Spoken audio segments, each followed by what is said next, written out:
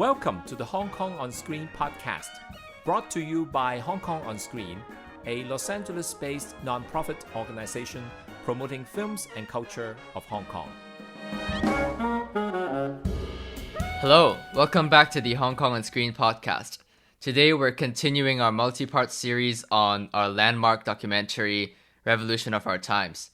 Today we have a special guest with us, Miss Anna Kwok, who is one of the people behind the distribution of the film in the United States.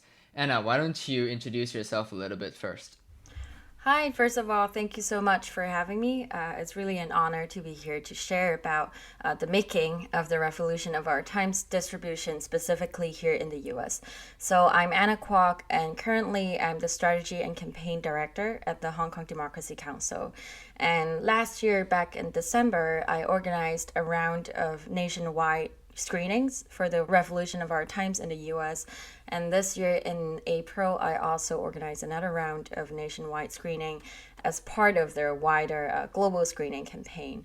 And a bit more, background about myself is that I actually did make some films when I was in college, because even though right now I work in the political arena, but back then I was an aspiring filmmaker that I used to, work on film productions as both a production designer and also a film director sometimes. So it's really, I'm really grateful and really happy that today I'll be able to share a bit about, my experience with film, but this time in particular about my work in the distribution of ROOT. That's great. Yeah, distribution is definitely part of filmmaking and the film process as well. So yeah, let's talk a bit about your journey and how it began. So when did you come in contact with this film, and when did you know about it, and when did you start working on it? Right. So actually, to talk about that story, I think we have to rewind a bit even further back to last year in September. And that was when our new team at the Hong Kong Democracy Council started, taking office and beginning to reinvent and reimagine what could HKDC do. Because HKDC was founded in 2019 during the peak of the Hong Kong movement. And at that time, HKDC was more like an extension or an arm for U.S. advocacy here in the United States. And at that time, the organization focused mostly on policy advocacy, but not so much on, the other work, for example, diaspora building, cultural preservation, or research and education that we're doing right now.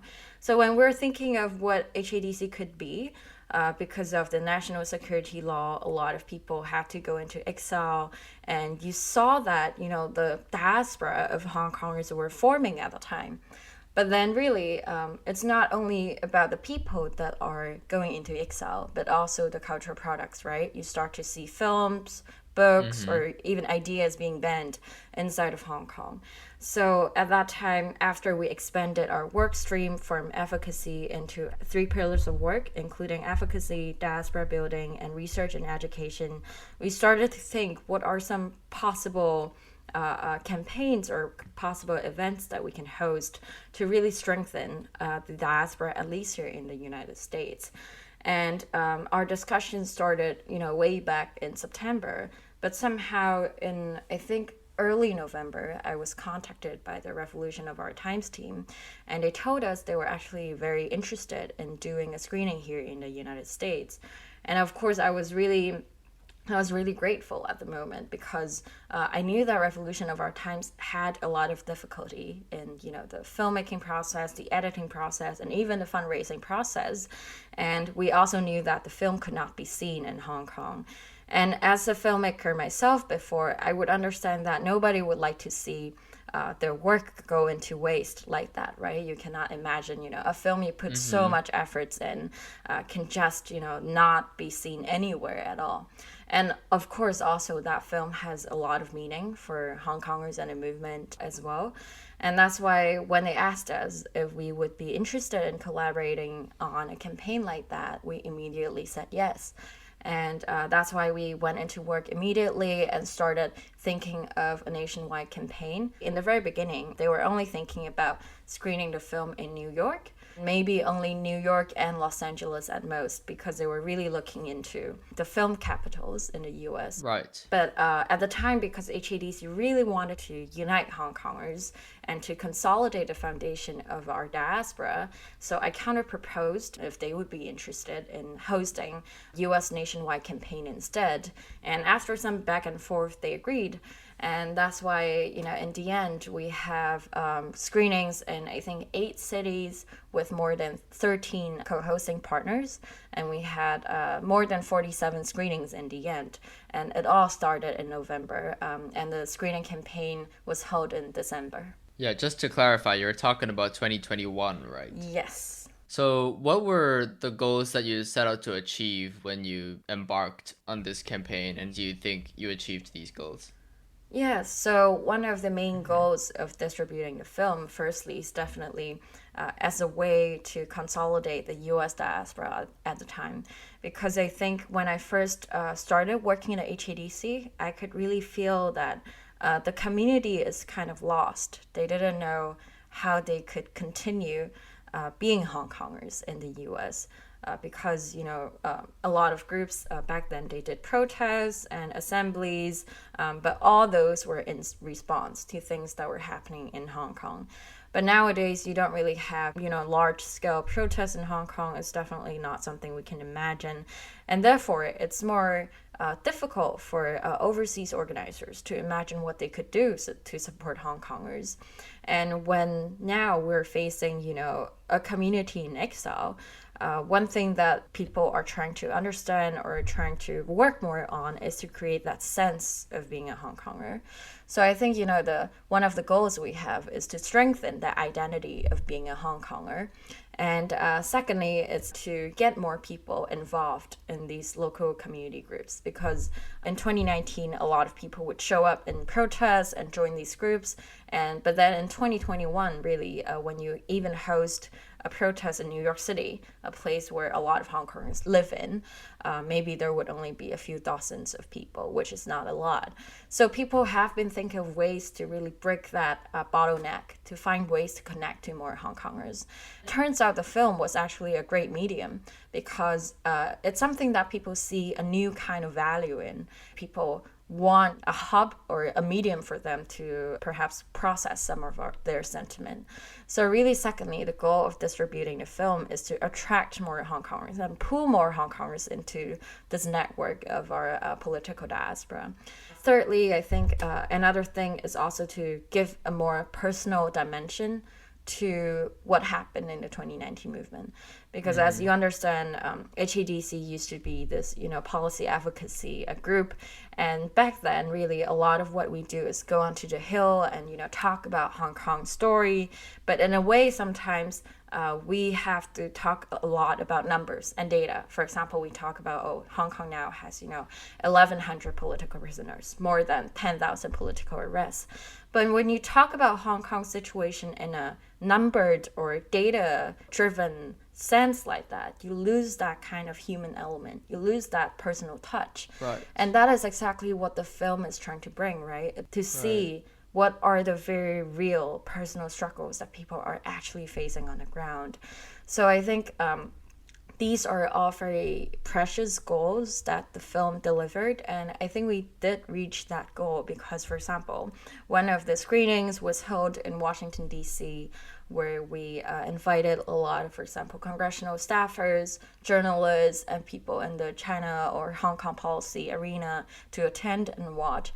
And after watching, they felt a new kind of momentum or a new kind of spark to continue working for Hong Kong and bringing Hong Kong's issue to the agenda, because they see how it looks like as a human being suffering in these situations. And that's why I think the film really has a lot of different kind of values that we come to see. And I'm glad to say that we did achieve the goals we set out. Great, yeah. I was also really struck by the film when it tries to be this very broad and comprehensive documentary, but at the same time it really retains the anecdotes and the characters of the people interviewed. Like, they're not just like anonymous protester number 13. It's like they have actual stories that are developed throughout the film, and I think that's really precious. Exactly. So this was this your first time distributing a film? Yes, for sure. And actually, one thing I did want to add to what you said earlier was that I think one thing that is so precious about the film is that it focuses more on the anonymous protesters than, the more prominent activists that we come to know. Right. And I think that is the most accurate depiction of the 2019 movement, because these days, when I look at Hong Kong, of course, because of the national security law, because of everyone, being in exile, trying to resettle, it has become, a natural tendency that the Hong Kong movement is usually represented or as, this movement led by certain individuals. But we all know it's not the truth, right? The 2019 movement was decentralized. And every one of those anonymous protesters made it happen. And they have a lot of sacrifices that are left unseen or, unspoken, just because they did not reveal their name or their faces. And so I really liked that aspect of the film, that it honored the frontline protesters, the anonymous protesters, and to say that and to highlight not only their presence, but their instrumental role and their significance in the movement itself. So yeah, that's just something I thought of when you were talking about your thoughts about the movie as well. Right. I really like how Joshua Wong doesn't make an appearance in the movie until like 2 hours, 15 minutes into the movie and it's about to end. And it's like, oh, right, yeah, him too. It's like, yeah, it's really nice that way. So yeah, what were the steps in distributing an independent film, really? There's no studio behind it in the US, and like, did you have to call the theaters one by one? And basically, how did you put butts in the seats, and how did you put the movies on the screen? It's definitely a very complicated and complex process that everyone just have to learn on the go. And in the very beginning, when they asked me if I would like to, distribute the films for them, I was like, okay, if it's only 1 or 2 cities, I can probably do so with some help from my friends who were in the film industry. But then when I thought, okay, we should probably expand the project to, this nationwide campaign, the second thought I had was like, holy shit, how am I gonna do that? And that's why I think it's really fortunate that I met a lot of community organizers that were very, very passionate and very helpful. And the way we did it was, okay, first I connected with the community organizers that I knew before even I joined HKDC, and I just asked them, okay, if you would like to help with organizing the screenings, and some of them said yes immediately. And so we started getting quotes from cinemas. We did have to cold call and cold email all of them, and of course a lot of them did not respond because they didn't know, what the heck HKDC is doing here. Yeah. And they didn't know us as a film distributor. When they open our website, they're like, don't you guys do advocacy, in DC area? Why are you here in New York distributing film? So it took us some time to explain to people what we're trying to do here. And we also had to, draft up some proposals to show theaters what we're trying to do. And that was all done in collaboration with community organizers, and they did also pull a lot of their personal connections to find film theaters that would be helpful. And so we started with New York first, and then we expanded to other cities, for example, Los Angeles, San Francisco. And actually, some of them did have some experience because a few years ago, some of them organized a screening with 10 Years, another movie in Hong Kong that was pro-democracy. But then there were still a lot of groups that didn't have any experience. And I didn't have experience as well, obviously. And also, each theater, I think, works in a very different way. There are more commercialized theater that have a very super clear, instructions for you to let you know what kind of information or documents they need. But then there are also family-run businesses that, value interpersonal connection more, that you have to, chit-chat with them on the phone to really build that close relationship for them to allow you to screen the film. So in the end, I think it's a hybrid, really, of, a lot of different skill sets coming together. But I think ultimately the steps, really, a lot of it is utilizing community efforts. Because when you start working on campaigns like that, you realize you cannot do everything from where I am in DC. You have to actually be on the ground and you have to meet the people. You have to email them. You have to pull personal connections. And that's why I think having a strong community, it's so important all the time, because it's the community that is making changes step by step. And it's the community that pulls opportunities together. And we're just the one, who are trying to connect them and build that network. But really, the work itself, at the end of the day, is done by a lot of community members. So yeah, that was, what I would say about the steps. But one thing I remember was that I have to learn a lot of new glossaries along the way. Like, okay, you have to have this film file that is specific for film screening, which is called the KPI format, that I didn't know before. When I was doing student films, of course, we would just use MOV or like MP4 or whatever. But then in theaters, you actually need a KPI file, which needs some keys and certs to authorize the theaters to use. So a lot of these things, I think I was just learning with the community at the time, but gladly we pulled it off in the end. You have to make a DCP, which stands for Digital Cinema Package, which costs like... Well, I don't know how much it costs for you, but it costs like 5 figures at least, which is kind of crazy if you think about it. Why can't you just drag a file in QuickTime to play it in the theater? But yeah, it's more complicated than that. By community organizers, did you mean like overseas Hong Kongers associations or more like American local city-based organizations? Right. So by organizations, I think there are 2 types that were helping us with the screening. So the first type was definitely Hong Konger Americans who have been, organizing in the U.S. since 2019. And some of them even started way back in 1989 when the June 4th massacre happened and they helped people go overseas. But a lot of them were essentially groups formed in 2014, the Umbrella Revolution, or 2019, the Hong Kong movement. And they were the ones that did not have a lot of experience, but a lot of passion to pull all these things together. But then the other type of organizations that helped were actually American film societies. Specifically, a lot of them were Asian American film societies that were just interested in the Hong Kong movement and wanted to amplify for our cause. So they were really helpful partners as well. Nice. So correct me if I'm wrong, but based on the timing and the location of the screenings, I believe there was this hope that the film can potentially be brought to the Oscars stage, and ultimately it failed to make the shortlist, which we know is a very difficult and long-winded process. So what were the lessons you learned from that? Right. So that is definitely a very good observation. There was the plan to hopefully push the film into Oscars as a way, to gain more exposure for the Hong Kong movement, because Hong Kong is cycling out of the news we see now. And, even though we met the entry requirements, I think there were 2 things that made the film, fall short of, entering the shortlist. The first thing was definitely because we didn't have enough time. By the time HKDC received, their invitation or request to show the film, it was already, I think, late October, early November-ish. But then you actually need a longer time than that for people to really organize a good enough film screening to happen in December.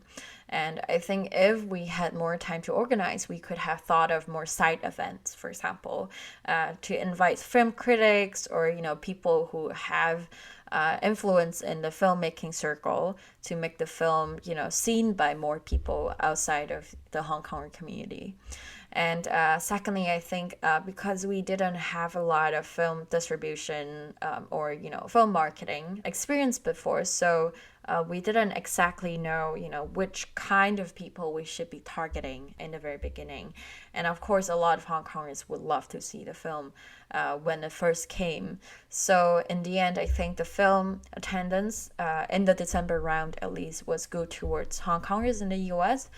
Even though we did make an effort to create a list of film critics to invite them, but I think because the film did not have enough traction by then, even though it has been in the Cannes Festival before, but still it didn't have enough traction in the US filmmaking scene. So when we invited film critics, it's difficult for them to say yes immediately as well, because they don't know what they're signing up for. And they didn't want to, sit through a 3-hour movie without, knowing the background or what it is about.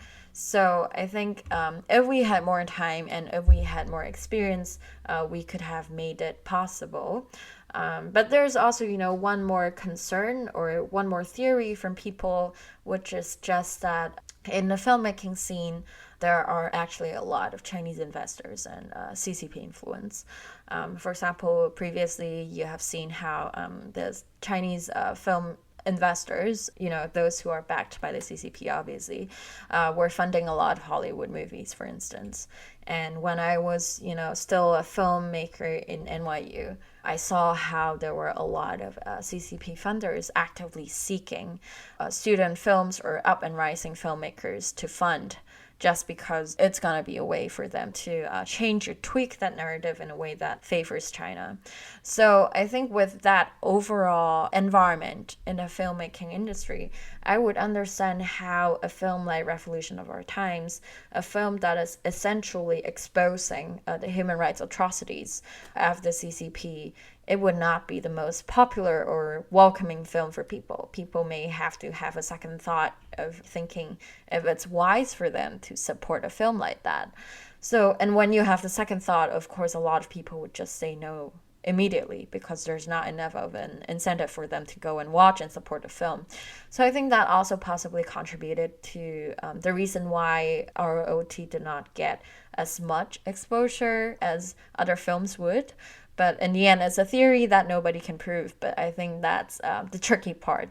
But ultimately, if we had more time, and hopefully the next time when other Hong Kong films tries to enter the Oscars shortlist, people would have more experience to know the best way to strategize. Right. I lament the way the film industry, especially the Oscars and the awards industry, is kind of like an insiders club, where you have to know the rules and the people to get in. And I think it's really unfortunate. Obviously, there are a lot of people around the world who think, oh, film festivals or Oscars or awards are the proper way and the best way to get recognition, and that's the way to go. But I think, there's something precious and noble about the community-based screenings that I think is just as valid as a way of distributing a film as, targeting awards and chasing that kind of glory, because that kind of stuff, it can be vain, but actually connecting with the community is something that we should prioritize. So yeah, I'm very grateful for the campaign that you guys took on. So I'm wondering, do you faced any difficulties translating this or introducing this film to American audiences and people who weren't familiar with the history and the details of the movement? Yeah, I think yes and no, actually, because for example, in the December round of screening, I attended the ones in Washington, D.C. and the ones in New York City. And I received, very different feedbacks, I think, from different showings. So, for example, there were some people who had no knowledge of the Hong Kong movement at all, telling me that they thought the film was very comprehensive and enough to explain the entire dynamics, why people would resort to, for example, violent protesting in the end and things like that. But then I would also hear people who were supportive of the Hong Kong movement saying that it shows that the Hong Kong movement is really violent after watching the film, which I think I was a bit surprised that people would say that, because I thought the film really explained why Hong Kong protesters would have to resort to, the ways that they have devised later on to counter the very harsh police violence that we saw in the film.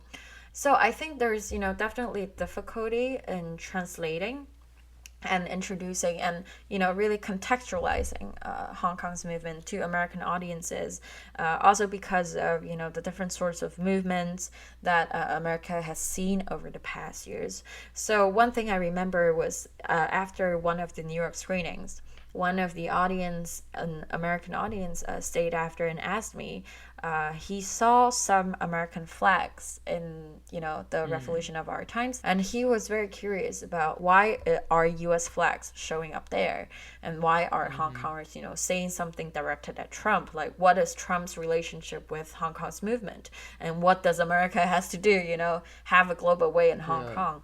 So I think that part, for example, is not introduced very comprehensively. Hong Kongers will understand because we have been following the developments, right? But when an American see it in their country, they would scratch their head and wonder, okay, what's going on here? So I think those parts are the parts that we need more, introducing in translation before or after the film screening. And because, it's so contextual based, I would imagine, people in France watching the movie, they probably wouldn't ask, the same question, because for them, they would just think, oh, it's probably because, America has such a prominent role in foreign policy, so it's natural that people are, waving American flags, or, some thoughts like that. So I think it's interesting, later on in the April campaign, when the Revolution of Our Films team really tried to bring the film to a lot of different countries, around the world, then we start to see, more and more, different responses to the film. For example, people in Taiwan, they would relate it to their own history. And then they would think about, the possible next steps for Taiwan, as well as in the end of the film, when Taiwan was hinted as this haven for some protesters to go to. Versus in America, they would just think about, okay, so what are Hong Kongers asking the American governments to do? So yeah, there's definitely a difficult translation there at some point. But in the end, I think overall, because the Hong Kong movement was so widely known in America back in 2019, with the very packed protests and, a lot of video clips that people see online.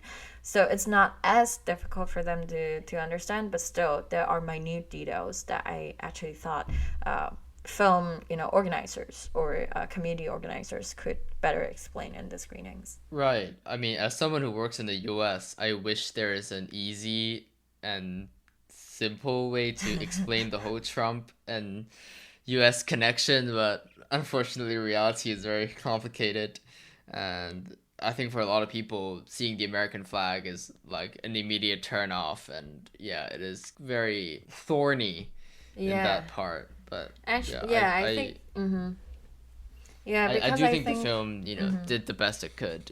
Yeah, I agree. And the thing is, like, the symbol of American flag in the 2019 Hong Kong movement was so different from what it stands for and represents here in the US.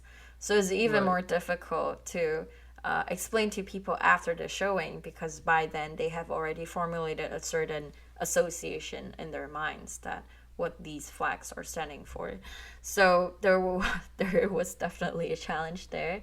But yeah, hopefully I think people understood in the end that what Hong Kongers were trying to do was to appeal to, for example, the Hong Kong Human Rights and Democracy Act that was being introduced in the Congress back in 2019 as a way to hold the Hong Kong government accountable. And that is definitely something I think people could understand after explaining, Yeah, now that I think about it, I think it's very impressive the way the film is mostly about the street level fight, but still managed to include or convey the scope of the more diplomatic side of the whole movement. So after this initial wave of the screenings in December, there were another wave of screenings in April, and this time it was more worldwide. So were you involved with that? And because I think that part was very interesting, how there were these kind of hybrid, online, and then community-based screenings. The whole thing was very fluid and innovative, I think, as a way of film distribution. So I'm wondering if you were involved in that at all. Yeah, so for sure. So actually, after the December round of screening that happened in the US, which was actually the first public premiere of the film. Before that, the film was not really shown in any public domain other than film festivals. So after that round of screening, I had an evaluation meeting with the team at Revolution of Our Times to really talk about the things we have learned. And in that meeting, they told me, oh, actually, we are thinking of Tongbo, which is a synchronized screening across the globe for next year. And I was like, whoa, that's a lot of work. But hopefully, I think people could pull it off because during the US campaign, there were actually a lot of comments under our posts about, oh, is HKDC going to come to, Australia, the UK, or, other places? But of course, in the end, in the April global screening, HKDC was responsible for the part in the US. So in the global campaign, HKDC kind of really dominated and led the US-wide campaign. But of course, once again, we partnered up with a lot of community groups that I mentioned before to make the campaign happen. So it was definitely an interesting, experience because on one hand, I was continuing with that partnership with groups in the US who I have worked before. On the other hand, I also had to communicate with other organizers around the globe because we were the first group that had experience in organizing that sort of nationwide campaign. So there would be, organizers in, for example, Norway, Sweden, or, France, or Thailand. They would ask me, how did you do the film screening before, and how did you, for example, contact with the film theater? How did you make sure, the revolution of our times, DCP format worked, like a lot of these things.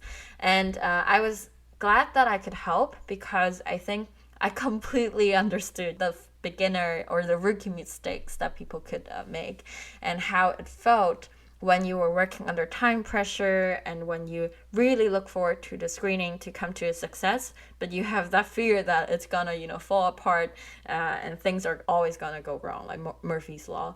So it was a very interesting experience because I think at that time I was actually building a wider coalition or a wider network with other global activists and global organizers whom I've never met before and whom I've never even spoken to before.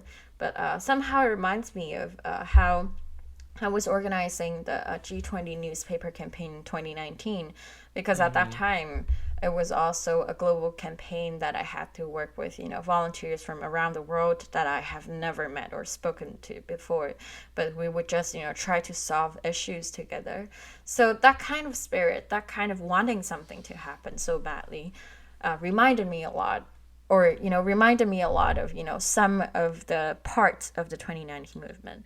So I think that was definitely a very interesting experience and empowering to some extent. Of course, there was also some friction in the entire, global campaign organizing because for a lot of people, they are all learning on the go. And there would be a lot of anxiety of dealing with something that you have no idea of how to do and no knowledge of before. So catering to people's emotion, understanding people's fears and understanding people's anxiety was also something I learned on the way. And in the end, I understand actually when we talk about campaign organizing, community organizing, it's easy to think that the difficulty lies in logistics, making it happen, making it seen and blah, blah, blah, blah, blah. But I think in the end, what matters the most, even in this screening, whether it's, the US nationwide screening or the global screening, the most important and difficult thing is always maintaining human relations and managing, how people interact and communicate with each other. Because it's only with enough trust, enough communication and honesty that you can actually make a campaign work and thrive. And I'm very happy that, in the US, I think we did make it happen because we did have, good relations and we did, build a much stronger Hong Konger connection based on that US nationwide screening. So yeah, there were a lot of, lessons I've learned, but I think this is by far the most important one I've learned. Right. Just to clarify, in April, Revolution of Our Times held a series of worldwide screenings that were all synchronous, and it was kind of like a live event, which I think is a very innovative way to distribute a film, it's not the first time that it's been done, but it definitely creates this kind of momentum and importance and sense of community to the screenings that was very much needed than just, this week we're dumping this movie to 1,000 theaters, that kind of typical US distribution model. And It's always good to think out of the box. Yeah. And I think when you think about that, it may have been the first event that consolidates the identity of the Hong Kong diaspora, because back in 2019, you wouldn't have considered Hong Kong as a diaspora yet, just because there were not really the concept of, going into exile across community members at the time. And after 2020, the national security law, a lot of people had to go into exile. But I think most people spent the year of 2020 and 2021 to settle down, to understand how the new environment worked, and also, to flee from Hong Kong, which was definitely a very traumatizing experience. And while, as I said earlier, while people were going into exile, cultural products were also going into exile. And in 2021, people really started to consolidate the idea of the Hong Kong diaspora, and people started to step out of that traumatizing period to think about what could be done. And it, Right. Now when I think about it, other than, protests that were happening across the globe, probably the film screening of The Revolution of Our Times, the April film screening, was the first one the Hong Kong diaspora worked together globally.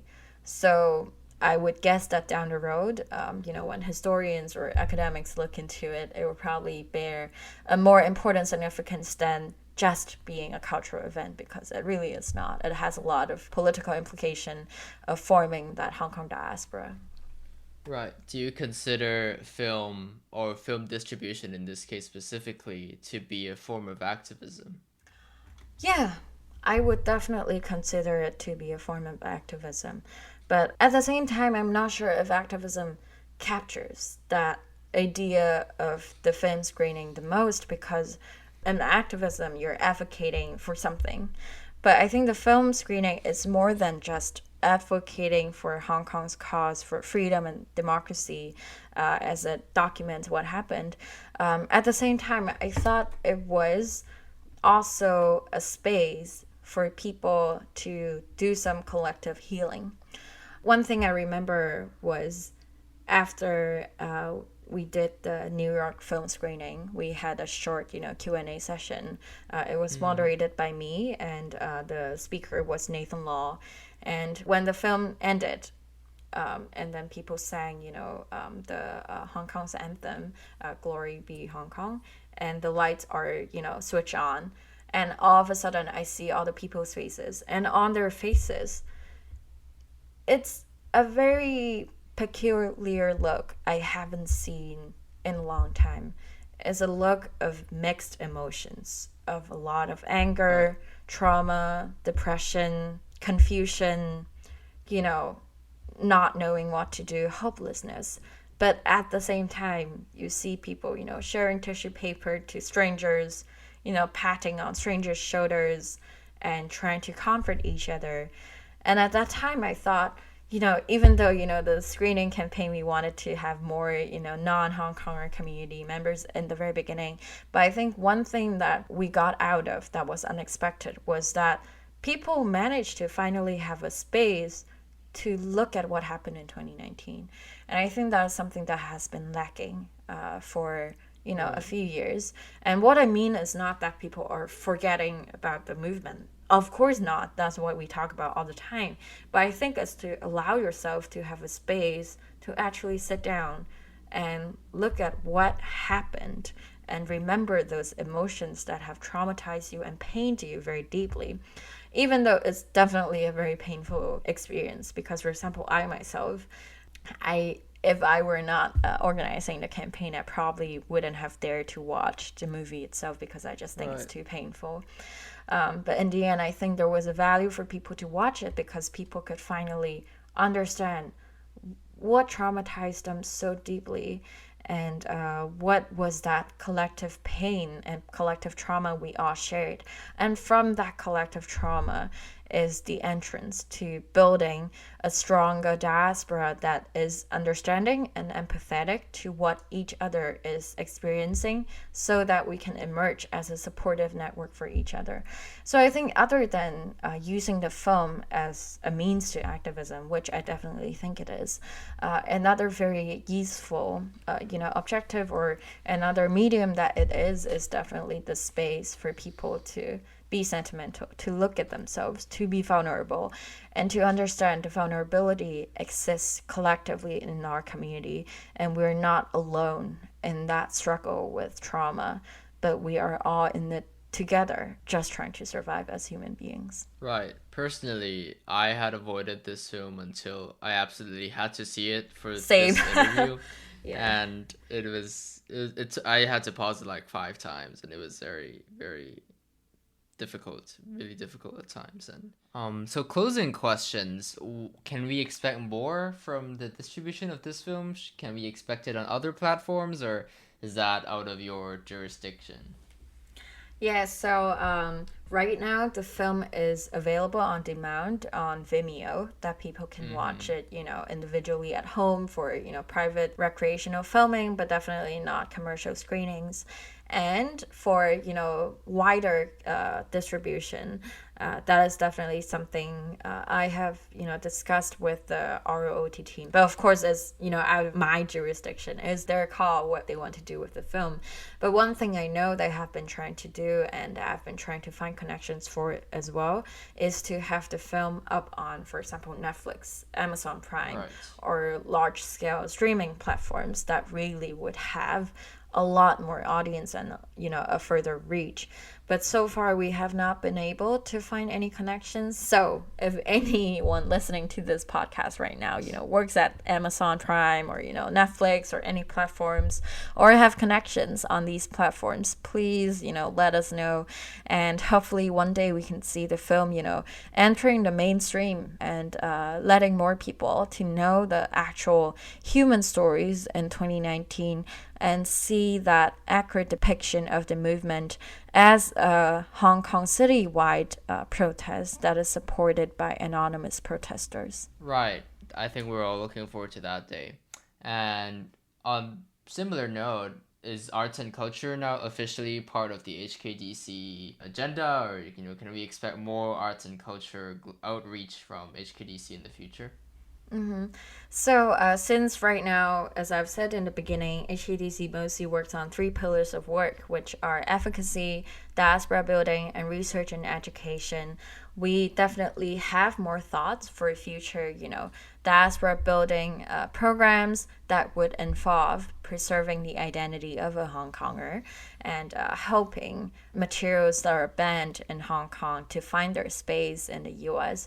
But at the same time, we're not playing Monopoly here. We're not trying to monopolize that entire, Right. film screening model in the US. And that's why, after the revolution of our times film screening, once we have built that network of nationwide film screening campaign in the US, we have passed on and shared that resource and network with other groups such as, We the Hong Kongers, or a lot of different groups that are doing community-wide film screenings to continue with their work.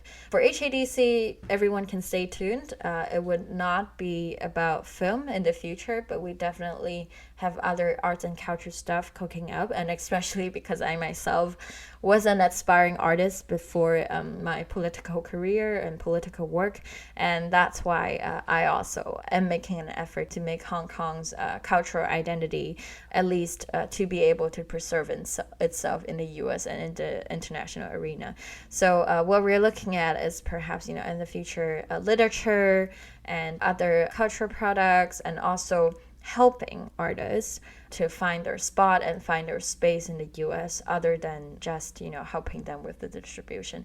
Because from what we're seeing right now, we can expect more people going into exile as Hong Kong's space for free expression is diminishing.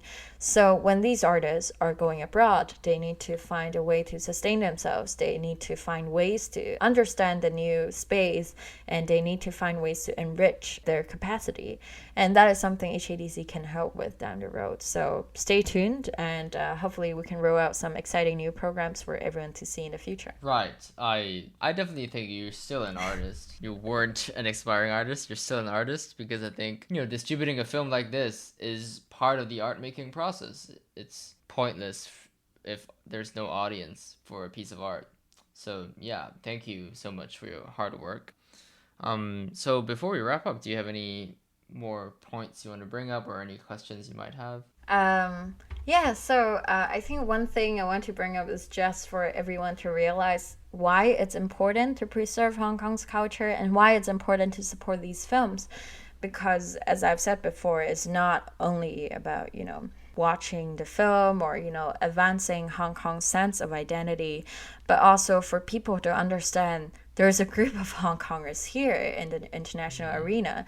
And even though with everything that's happening inside of Hong Kong, Hong Kongers are still working hard to establish and assert our sense of identity that is unique and distinct in its own way. So, in the long run, the group of Hong Kongers and the identity of Hong Kongers would never be erased from history. Right.